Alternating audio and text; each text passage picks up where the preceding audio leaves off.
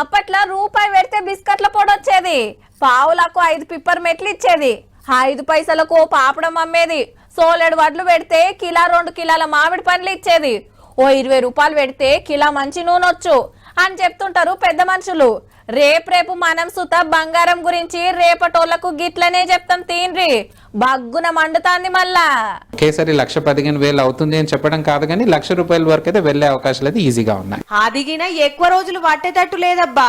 ఈ రువ్వడి చూస్తుంటే ఈ ఆరం 10 రోజులలోనే అల్కగా 1,00,000 అయ్యేటట్టుంది.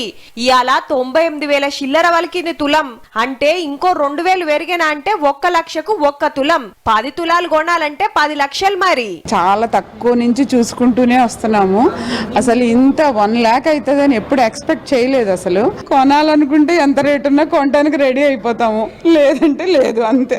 80,000 కాంచి ఇంత జప్పున 1,00,000 దానికి వచ్చిందంటే అండ్ల అమెరికా పుణ్యమే ఎక్కువ.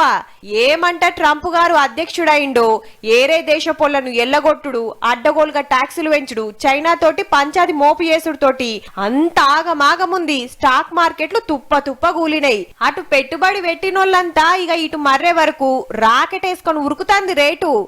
ఇగ దగ్గుతదేమో అగదగ్గుతదేమో అని ఎదురు చూసిన వాళ్ళంతా నెత్తికి చేతులు పెట్టబట్టిరి. 77,000 రేటు చూస్తూనే 98,000 రూపాయలకు రావడం, 78,000 కూడా ఆగిన వాళ్ళు తగ్గినాక కొందామని ఆగిన వాళ్ళు అలానే వెయిట్ చేస్తున్నారు. నీయంగానే 1,00,000 అంటే తులాలు కాదు గ్రాములు లెక్క కొనే జమానా వస్తదేమో పో.